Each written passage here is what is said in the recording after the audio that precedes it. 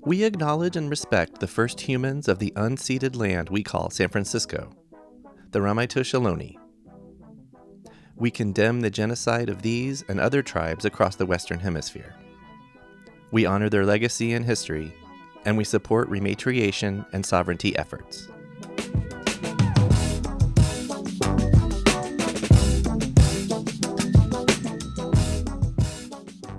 Hello, and welcome to Storied San Francisco, a podcast all about the people and places that make this city so special. I'm Jeff Hunt, and I'll be your host. Our featured location for episode 18 is the Bayview Opera House / Ruth Williams Memorial Theatre. Joining us is the Opera House's Programming Manager, Smiley. First, we get to know Smiley through her family's story, which traces back to Haiti and Texas. We get a little sidetracked talking about the 1989 earthquake, because Smiley was born very soon after that. Then we hear all about her life leading up to her time at Lowell High School, where, in her words, she spent more time at Brava Theater in the Mission. Check back next week for part 2 on the Bayview Opera House. Here's Smiley.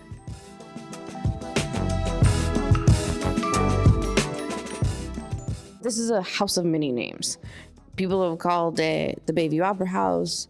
People have called it the Opera House, BVOH. The sign says South San Francisco Opera House. Which is the very first name it ever had, built in 1888, because we are in like southeast San Francisco.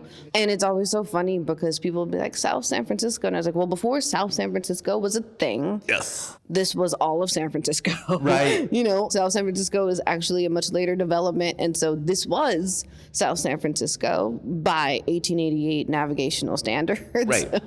And so that's what they, that was the marker that they wanted to put. And also it was the easiest way for them to have intel go out, because it's like, this is the Masons. They have, invites for their parties, but also this was a meeting ground. So it's much easier to say, yes, established 1888, but you're coming to the South San Francisco Opera House. That's your venue, like the Hyatt or the Marriott. Your landmark. That's where you're going. Yeah. We'll get to all that in a minute. And I know I jumped the gun there, but let's hear a little bit about you. Like I said, if you want to talk about how your family ended up in San Francisco since you are born and raised. Yeah. So my dad's side is actually on Chicago or whatever. So he was only out here because he ended up at the Oakland Army base. Oh, well, he was in the Navy, but he was over Alameda. there. Yeah, he was over there. My dad too. Really cool. Yeah, I'm from Texas, but that's another story. Texas is always another story. But Texas is a part of my story too. So his family's over there. But in terms of the folks, so my mom is the person born and raised here, and then her mother came from Texas. Okay. Do you know where about? So I believe it's either she was born in Bryant and raised in Galveston, or born in Galveston and raised in Bryant. One of those. Both of them have place. I'm not really sure exactly how that goes. Okay. She actually was a mixed race woman, and she got sent out here by herself at like 9 or 10 because there was a lot of issues with the Klan and things. There was a lot of run-ins with racist folks out there. There's like a story of like, some white woman being like, oh, you're so pretty and look at you and blah, blah, because my grandmother could pass at the time. And then the moment she realized that my grandmother, who was a darker skinned black woman, was my grandmother's mother, then it became a whole like, why did you let me touch her kind of thing, And a lot of that kind of stuff was happening. Texas was not necessarily the safest place. And so she got sent out this way and lived with the aunt and things like that. And in the city or? First they were, I think, in New Mexico or something. And then they ended up in the Bay Area, San Francisco, lived in Hunters Point for a minute, which is kind of like the touchstone for most black folks who were coming that route. And then ended up in the Fillmore, where my mom was raised. And then my grandfather was a native San Franciscan through and through for himself, but initially got here via a boat ride from Haiti. His father was, a seaman, and one day, from Haiti, and had kind of promised his wife, hey, I'll get you to San Francisco. And so they hitched a ride on a boat, And then he landed here. From Haiti. Did they go through Panama or something? Like, I believe so. I don't really know the journey, but like that was one of the, it was a route that he usually worked, and he was just like, hop on, we just won't turn back. even if they went that way, it's a long ass boat ride. It was a long journey, probably. I mean, Black people, boat rides. But they landed in San Francisco. He bought property. He had his own businesses. My grandfather was a longshoreman, but also a musician and a songwriter. And so it was really kind of the bigger creative influence. My grandmother was a teacher. Did he meet her out here? Yeah, they met in high school at Polytechnical High School. Yes. Currently the Circus Arts. The Circus Center. That's come into our podcast. I won't bore you with how, but it's all tied together. Yeah, if you're a native San Franciscan, 9 times out of 10, your parent or grandparent went to Poly. Mm-hmm. Yeah, or Pelton. And so that was that. They got together and had my mom. And then she stayed here, never left, grew up in the Fillmore district, went to Galileo, then went to SF State, works for the city. And then I popped out in 1989. Okay. Oh. Well, funny story. So her due date was October 17th. Ay. And, nothing really happened in San Francisco on October 17th, 1989. Just a little shiggity shake. No, yeah. I'm like, did you cause the earthquake or did the earthquake cause you?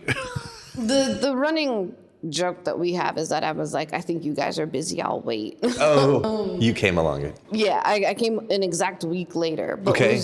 What's funny is that the birth stories are always funny, but my mom was like, actually, when you were being born, there was a 5.4 aftershock. Oh, right. And the ceiling cracked above, and there was a hole, like, look at what happened, look, here's this newspaper clipping. And I was like, oh yeah, no pressure, Yeah. I'm just coming in with an earthquake, no pressure. No one's going to expect me to be great or anything. Nah.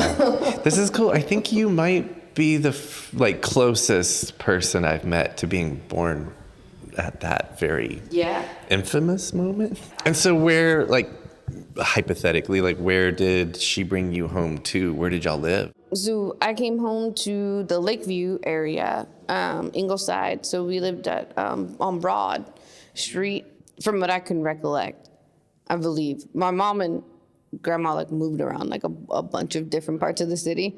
But my earliest memory is being over there. Yeah, started my life off there, as I can remember, and then I've also lived in Bayview, Hunters Point, for a third of my life. I was living out here, Caseta and Ingalls, and it's really crazy because the Bayview Opera House, I've done Black honor roll parades at the Bayview Opera House as a middle school student, or I was in a choir in my middle school, and we performed at the Bayview Opera House. And so it was always a place. Just always in your life, kind of. It was always a place to be. And it was always just a great, this was one place where you could walk in and just be like, oh my God, hi, hey, oh, hey, hi, Community hub.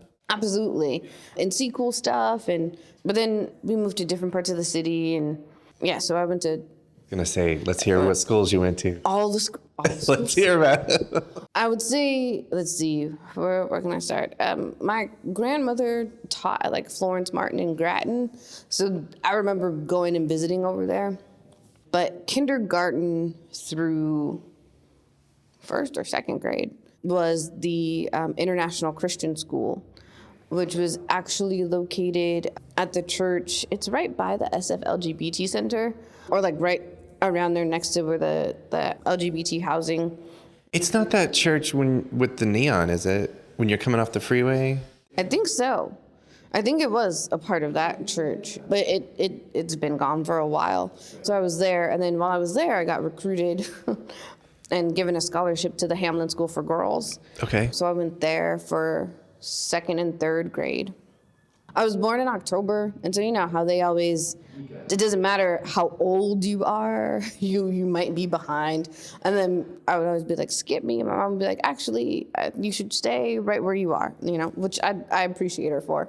But then after Hamlin, I went to Lafayette Elementary, because Hamlin was a little bit much, and they weren't where they are now. Now they're doing a lot of really active work in diversity and inclusion. They're headmistress is black and like it's a black woman, and so there's a lot back then. It was a little different. It was a little different dealing with people with money. It wasn't completely horrible all the time, but it was also not necessarily a good place to have a young black girl be grounded. Right. In the fact that she's black and she don't have these people money. Right. And that things will change. And so I went to Lafayette Elementary, and Lafayette is actually the place where I think, my first real theater show. Okay. So I got to be This is still elementary? This is still elementary. So fourth Okay. and fifth grade, I was over there. And fifth grade is when I got to be the major general in the Pirates of Penzance. Oh, shit. And it was really funny because I like auditioned for the sheriff and I didn't get it. And I went, oh my God, I deserve so much more. Right. I really wanted that role. And I was given the major general and I was like, whatever, because I didn't know the show. I didn't realize that the major general was actually a lead role. Yeah. And I don't actually know Pirates. Is it a musical? It's a musical. So there's some singing. There is, except hilariously enough, I was like, I am not gonna sing. So we ended up making the Major General song basically like my first rap song. Yes. Just like going spoken for word. Which is what I ended up doing. So it ended up being more in that kind of rhythm than it was. And part of the reason why Sherry Rosenberg, who I love forever, and that's my Jewish mama. Got it. She was like, well, the reason why I gave you that role is because you talk really fast, and I think you could handle the rhythm.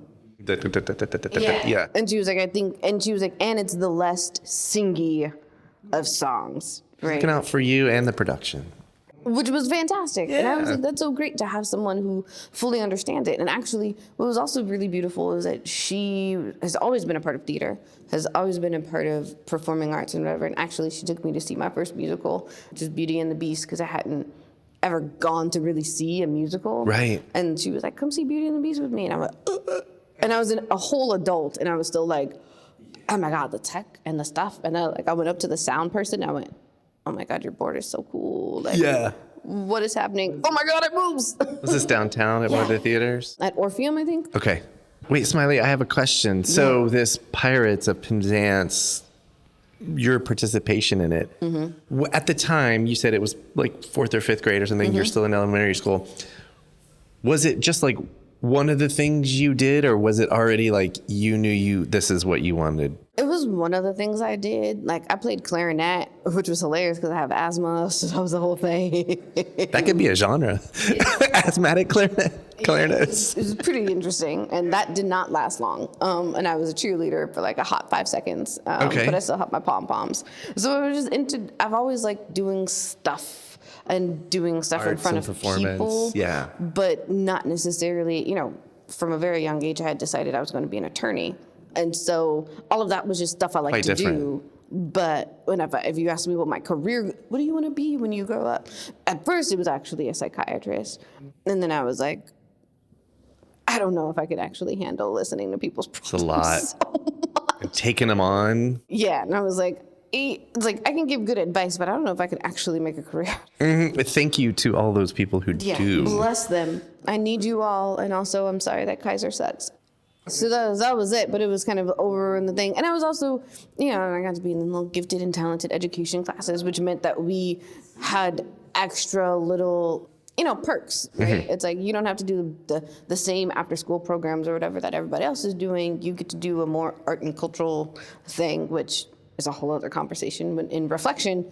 But I was like, cool, I'll take that on. That sounds like fun. I've been around musicians and songwriters my whole life. Like, my mom, professional dancer, like, performing arts is not new to me. Right. I go to church, was going to church every Sunday, so we had a choir and we had all the stuff. So it's like music. And you were in the choir? Stuff. I was in the choir. Okay. God bless them.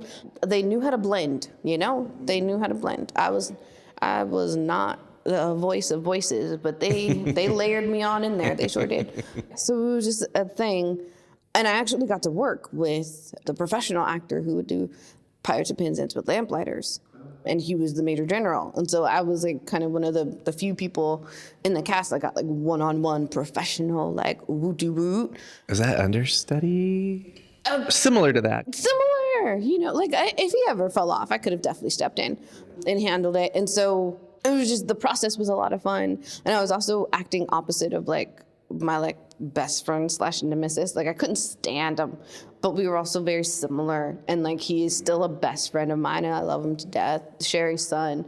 And so I thought it was also great too, because I was like, is this like also some subversive, like, you know, restorative justice theater thing? Like make these two people play opposites of each other, and then like through the power of theater, they'll come to love each other. The universe has its ways, doesn't it? It has its ways. And Yeah. I was like, even if that wasn't the intention, that's what happened. We like, whatever differences or whatever we had, it was so much more important for us to have fun and do the things. And it's funny now too, because even at that time, he was like, I want to be a pirate. Pirates are awesome. And then he ended up actually going to like Maritime Academy and working is on ships, you know? And I was like, I actually kind of got bit by this theater bug thing. It's cool. And, you know, here I am. So middle school and high school, more theater? Kind of. Middle school was actually, so I did some theater. I had drama program and got to do stuff like that. But it's actually where I started doing more spoken word and poetry. Awesome. Your own poetry? Yeah. Awesome. My mom was also a writer, and she like saw that was something I liked to do. Even in 4th and 5th grade, like writing, actually before that, 2nd grade, I was like, I'm all into this writing thing. Me, words, great. Deep down wish, outside of being an attorney, like I want to be an author, but I don't know, it's very hard to be a published author, so let me be an attorney kind of thing.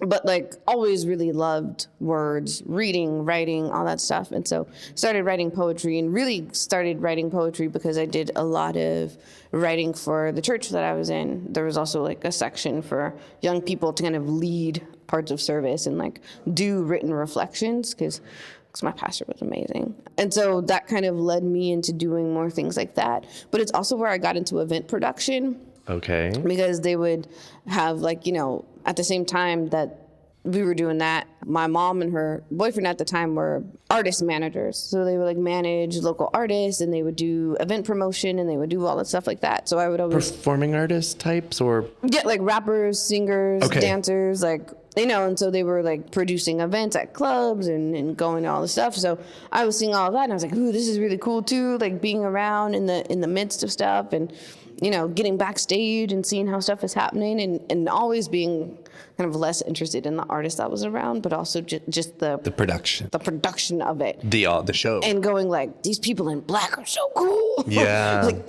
they're stone-faced and wonderful. I want to be like that when I grow up. I want to press all these cool buttons. And so at my middle school, you know, we would have dances, or there would be like a talent show or something. And I would just be like, who wants to help do this? And I'm like, I'm not going to do any of the things on the stage, but like, I can totally get us a DJ, you know? I can totally like curate this thing and find fashion designers if we want special guests, and like, I can totally figure this out. And so I started really kind of dipping my toe in like event production and curation, and I had a really supportive like principal in school, and they were like, all right, cool, like that's gonna be your thing, you know, we're gonna come to you and you're gonna do that. And so then it was also great too, because then I could pull on my mom and be like, can you get so and so for me? To step in. Can you go da-da-da? And so, you know, we would have school dances, but we would have like my emotion in there. We'd have Chewy Gomez come through, and we would have like, and I would be like, yeah, and it was very much like, I'm not trying to be in the front. You're behind the scene. Yeah, like I don't Under need the curtain. to host it or be in the front, but like just the sheer like, I see everybody having fun, and like I got to be a part of how that happened was like super cool. Gratifying. It was super gratifying. Yeah. And this is high school. That was middle school. Oh shit. We're not even in high school. I haven't high school yet. When I was middle school, and then in high school, I went to Lowell. So middle school was Dr. Martin Luther King Jr. Academic Middle School, home of the Cobras, our school, his dream.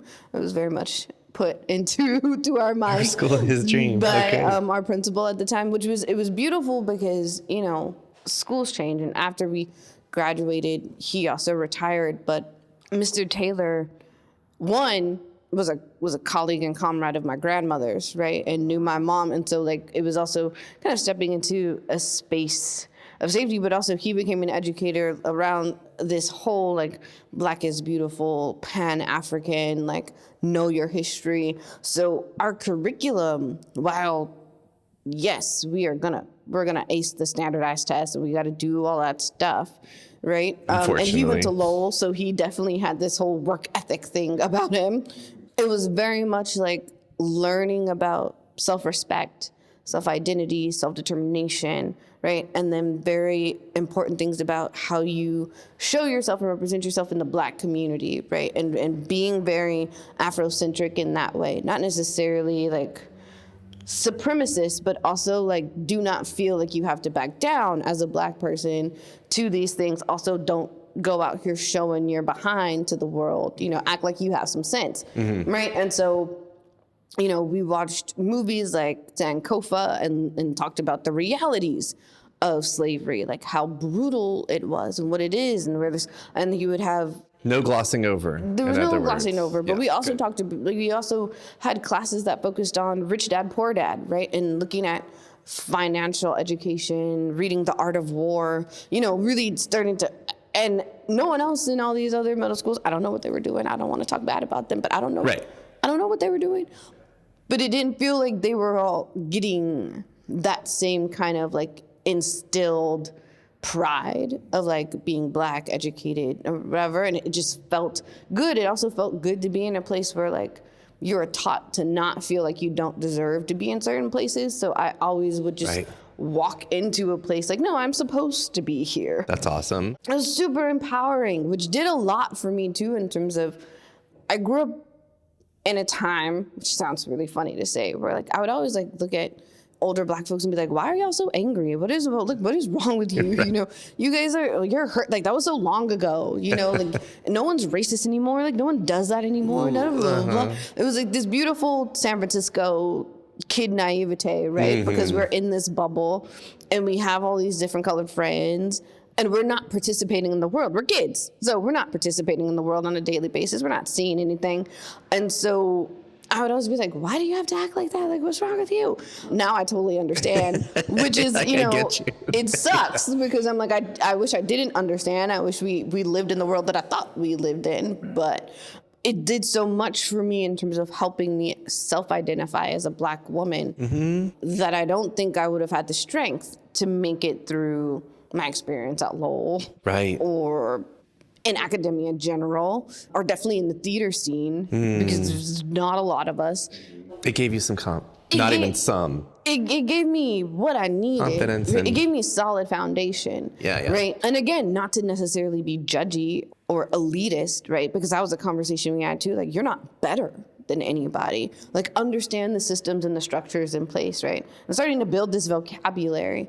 And then getting to Lowell and being one of not many Black folks and coming from a school in the Bayview or whatever, which has its connotations, and being around kids from Biz Valley who are also coming in and not having its connotations, and literally, having teachers be like, maybe you're not Lowell material, or like giving the air that like we're not supposed to be there, splitting us up, right? So there was like an A schedule and a B schedule, and the A schedule was like the regular schedule, B schedule was like some kind of separate, different track, and which was a whole problem on its own. But even just having that kind of structural separation of like, you're the Black kids that we think are worth something, and then these are the Black kids we ship off to the bungalows and like want to see them on the court.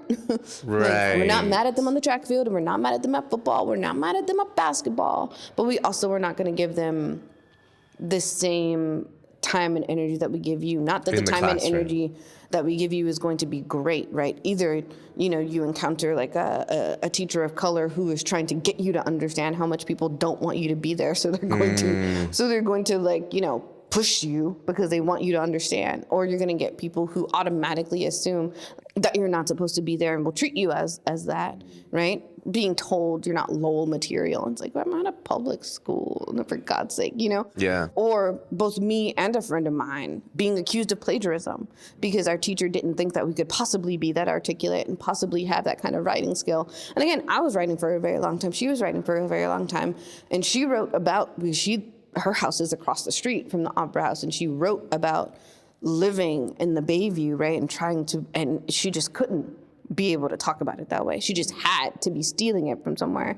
And when I was writing poetry and things like that, you just had to get that from somewhere. And I was like, well, find it, Yeah. But also, like, it's super damaging to go from person to person and situation to situation to have people consistently think that you couldn't possibly, right, that you're only here for numbers or, like, poster's sake, but not because you're actually an intelligent human being, right? And it's isolating, and it's not a great place socially. There's a lot strong of ass bias. It's a lot of crazy stuff. It's also the moment when you realize that there is separation between people of color, right? All people of color are not for all people of color.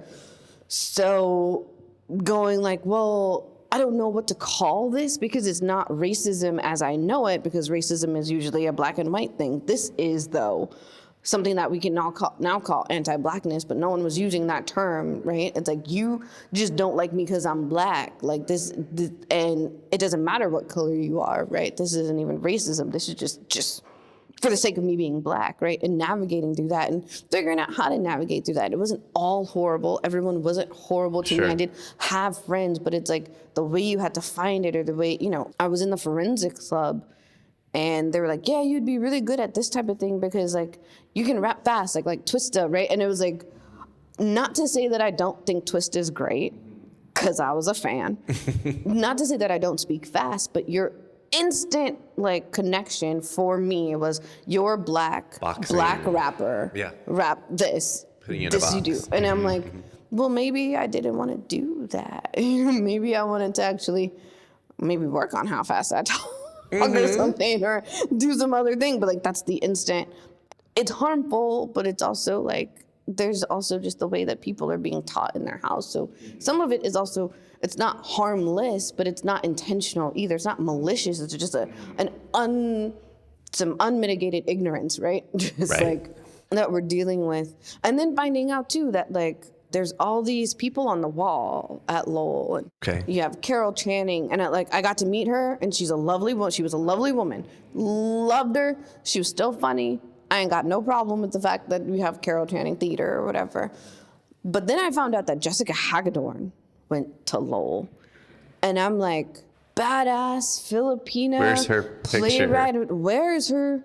And I found out that our poet laureate, Devorah Major, went to Lowell. Where's her? We're not going to talk about her. We're not going to talk about the fact that it's like the most you'll get in terms of talking about literary people is the fact that Lemony Snicket went there, which is, like, great, right? But they only talk about Lemony Snicket. They don't talk about the book, is it The Hateful Eight, or it's a different title that he wrote about being at Lowell and scandals and the environment. And unfortunately, the environment and the scandals was that they didn't want to talk about that. Like, oh, Lemony Snicket, so it's like. But you stuck it out. You graduated from Lowell? I did, in fact, graduate from Lowell. And Lowell, I will say I survived Lowell because I also wasn't at Lowell that much. I was at Lowell for class, and then I ran to the Brava Theater because... That's in the Mission, That's in right? the Mission. 24th Street? Yeah, 24th in York, because that's where I actually started doing more spoken word. And I started working with a group called Colored Ink, and we did hip-hop theater. Is this, I'm going to guess, because we know what year you were born, is this like 2007, 2006, 7, 8, around that time? Yeah, that's where it started. Like, I had an aunt that knew about Javier and his work that he was doing, but also I had a 9th grade English teacher who's now a really fantastic friend of mine who, like, saw the writer in me and was like, let me actually nurture this thing, right?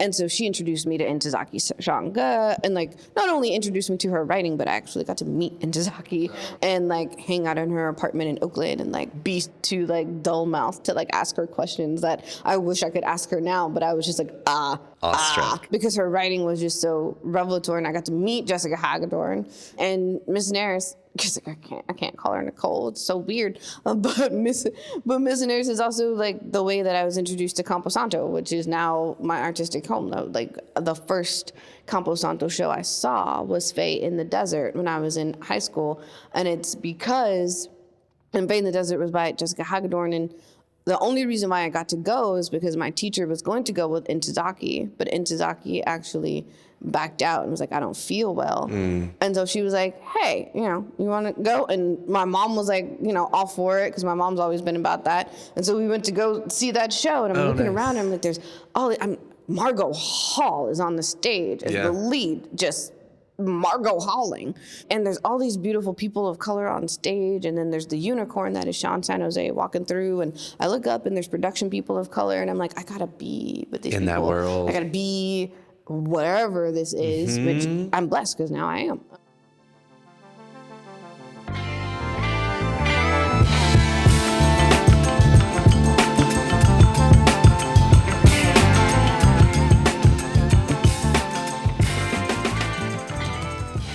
That was Smiley from Bayview Opera House. Kayla Anchell did sound design on this episode. Part 2 on the Opera House drops next week. We'll see you then. Music for Storied San Francisco was produced, performed, and curated by Otis McDonald. Michelle Kilfeather does original photography for us. Aaron Lim of Bitch Talk Podcast is our contributing producer. And the show is produced and hosted by me, Jeff Hunt. Now in our 5th season, we have more than 200 episodes available on our website, storiedsf.com, or wherever you listen to podcasts. If you're able to, please rate and review the show. And drop us a line at storiedsf@gmail.com. Thanks for listening. Stay strong, weird, and healthy. And we'll see you next time on Storied San Francisco. This podcast is a proud member of the BFF.FM podcast network. Learn more at podcasts.bff.fm. BFF.FM, best frequencies forever.